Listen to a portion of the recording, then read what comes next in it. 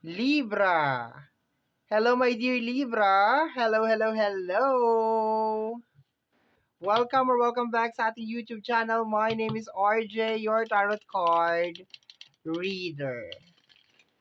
Ang gagawin po natin ngayon is yung ating daily reading para sa araw ng August 1, 2026. Gusto ko lamang pong pasalamatan yung ating mga abangers, yung mga walang sawang naghihintay at nag-aabang ng kanilang mga readings. Thank you very much. And of course, yung ating mga bagong subscribers. Hello my dear, welcome po sa ating channel.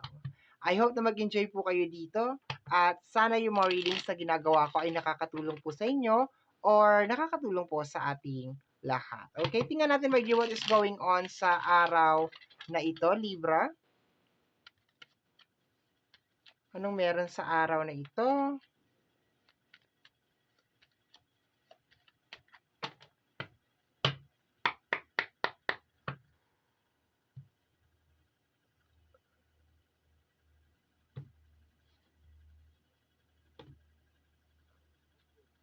The Queen of Wands. Okay. Ang ganda ng energy ni Queen of Wands kasi this is like unstoppable to eh.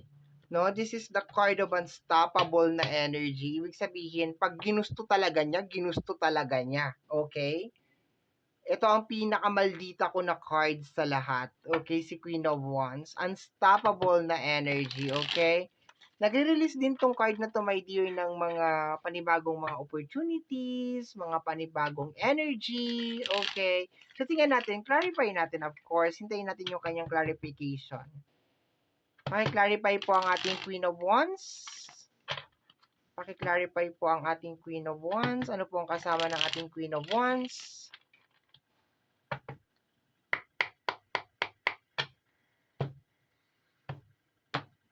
Ang kanyang kasama ay si the Nine of Swords. Okay. Very nice. Naka-reverse ang ating Nine of Swords. Kasi ito, my dear, kung naka-upright to, ibig sabihin, nagkakaroon ka ngayon ng mga sleepless night and overthink. Kaso, dahil naka-reverse siya, ibig sabihin, wala ng blockages. Okay? So, ngayong araw na to, makakaramdam ka ng kakaibang energy. Very, very positive. And at the same time, very, very creative. Yung mga bagay, my dear, na posibleng kinakatakutan mo noon, is talagang punong-puno na ng confidence ngayon. Talagang like you are not scared at them anymore, okay? So you are unstoppable ngayong araw na to. So expected mo, my dear, na meron ka mga uumpisahan and meron ka mga i-create, my dear, yung iyong creativity, yung skills, talent, ability will be coming out ngayong araw na to, my dear. Ang ganda yung kanyang energy.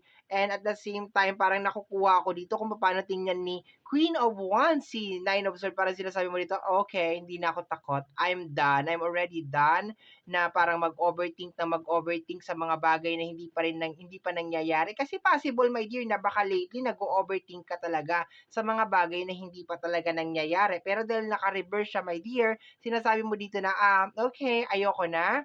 Tapos na ako sa mga pag-overthink, sa anxiety, sa pag-worry, my dear. And si Queen of Wands is energy ni Aries. Okay, ayan, sinulat ko nga sa gilid, my dear. Aries is energy ni Emperor, which is may kinalaman sa obligation, responsibility, authority. Baka lately, my dear, medyo nag-aalala ka rin. Paano pag hindi ko kayanin? Paano pag ganito yung mangyari? It's more on, and I am back. Pasensya na. Narinig niyo ba yung sounds? Okay. May tumatawag. Okay. So anyway, my dear, kung nasaan na ba ako nun? Okay, si Queen of Wands kasi, my dear, is energy ni Aries. So it's more on a go-getter talaga na energy talaga 'yan. Obligation, responsibility. Kung lately medyo parang nag-a-anxiety ka or parang nagkakaroon ka ng overthink kung kakayanin mo ba yung isang bagay. Ngayon, my dear, binabasura mo na lahat 'yon. Like binabasura mo na lahat yung mga energy na 'yon.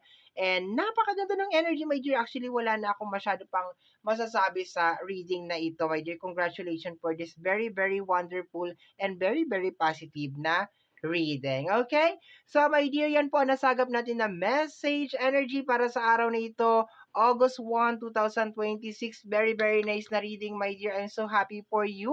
And kagaya po na lagi ko nasasambit, ang tanging hiling at dasal ko lamang po sa ating buong may kapal ng mga readings na ginagawa ko ay nakakatulong po sana sa ating lahat. Maraming maraming maraming salamat po. Thank you, my dear. Bye-bye and take care of yourself.